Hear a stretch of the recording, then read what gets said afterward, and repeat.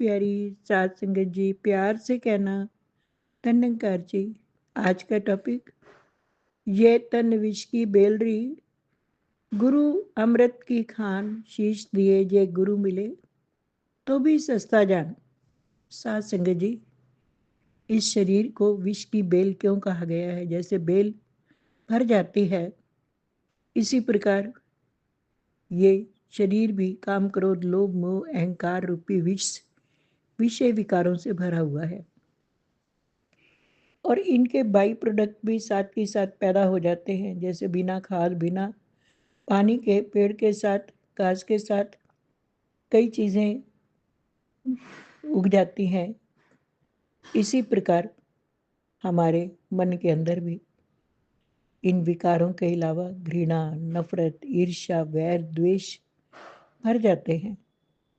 हम सभी से जब काम, क्रोध, लोभ, मोह, अहंकार से भरे होते हैं तो हमारे को ये विकार जो है परेशान भी करते हैं, और साथ में ये जो इसके बाई प्रोडक्ट ईर्ष्या, वैर, ये जलन पैदा करते हैं, इंसान में घृणा पैदा करते हैं, दूसरों से घृणा करता है, छोटा समझता है, अपने आप को बड़ा समझता है। ईगो, अहंकार मन के अंदर आते हैं। और ईगो, अहंकार, कहते हैं अहंकार हर जीना भाए। जहाँ अहंकार है वहाँ निरंकार नहीं है। तो निरंकार को पाना है, सतगुरु को पाना है, तो सोचो कि अहंकार को आप गवाइए, ताशो पाइए। अपने आप को गवाना पड़ेगा। कहते हैं आपा अर्पण कर देवे कई अवतार, गुरु रा कम है खाली झोली भर देवे। ये आपा क्या है? अपना घमंड, ईगो, मैं बड़ा, मैं वो कर दिया, मेरे वो हो गए। इंसान अपने आप को बहुत बड़ा समझता है और कितनी डींगे मारता है, कितना अहंकार करता है। लेकिन इतिहास भरपूर है समझाने के लिए, कोई कहानी के रूप में नहीं। सबसे बड़ा अहंकार का पुतला रावण, जिसको हर साल जलाते हैं। 100 लाख पुत, 1.25 लाख नाती, तिस रावण का दिया ना बाती। दिया बाती करने वाला भी कोई नहीं था। ऐसा अहंकार से भरा हुआ, गरूर से भरा हुआ कि मैंने काल को भी वश में कर रखा है, काल को अपने पाए के साथ बांध रखा है। सोने की लंका है, मैंने इंद्र देवता को भी अपने वश में कर रखा है। भगवान से भी लड़ाई करने के लिए चल पड़ा साध संगत। लेकिन यहाँ पर आ रहा है कि शीश दिए ये गुरु मिले। शीश देने का मतलब ये नहीं कि हमने अपनी सिर को काट के दे देना है। शीश देने का मतलब सिर झुकाने से है।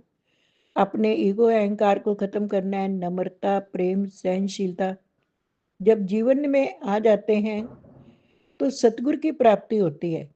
साथ संगत जी, जब तक आपा अर्पण नहीं करेंगे, अपने आप को खोएंगे नहीं, आप गवाइए ताशो पाइए। कहा गया है कि जब शीश देने पर भी अगर सतगुरु मिल जाते हैं तो भी सौदा सस्ता जानो, क्योंकि गुरु की शरण में आकर तो जिंदगी मिलती है। तेरी शरण में आके हमें जिंदगी मिली है, ए दो जहां के वाली है, गुलशनों के माली। तेरी शरण में आकर हमें जिंदगी मिली है।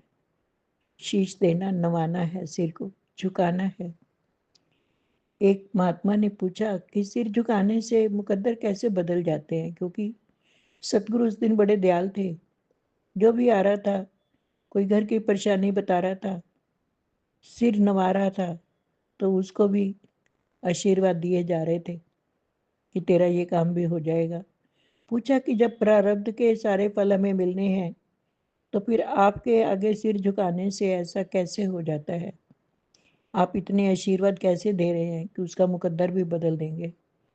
सतगुरु ने उल्टी स्टैंप मंगवाई, स्टैंप के ऊपर स्याही लगाई और कहा कि इसे कागज पर लगाओ। जैसे ही लगाए, सारे अक्षर सीधे हो गए।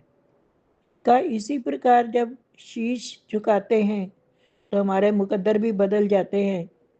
साध संगत, ये शीश नवाना को इतना आसान, शीश तो झुका देते हैं लेकिन मन को नहीं झुकाते। असली झुकना तो मन का है।